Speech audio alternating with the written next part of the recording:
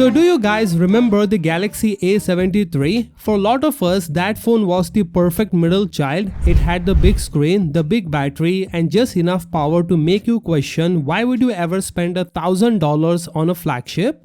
But then silence. 3 years ago, Samsung pulled the plug. The A7 series was dead. Now why did they kill it? Simple, it was too good. The A73 was getting dangerously close to the fan edition phones and even the base Galaxy S models. It was cannibalizing Samsung's own flagship sales. Why buy an S24 FE when the A73 was 90% of the phone for way less cash? So Samsung simplified the lineup, leaving a massive gap between the A55 and the S24. But folks, it looks like the king is coming back from the dead.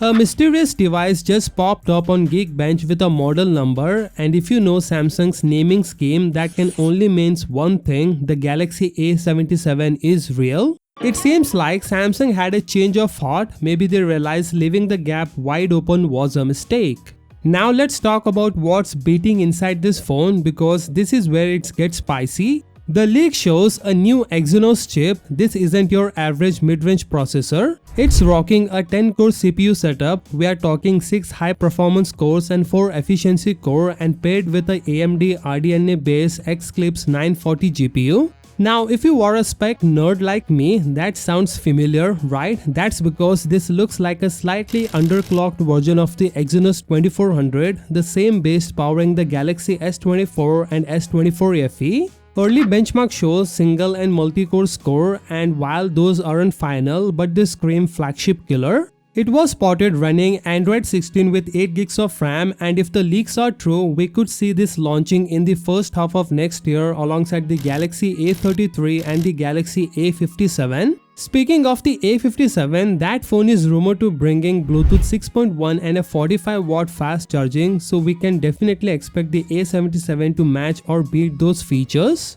So the A-series big brother is returning with a flagship grade heart.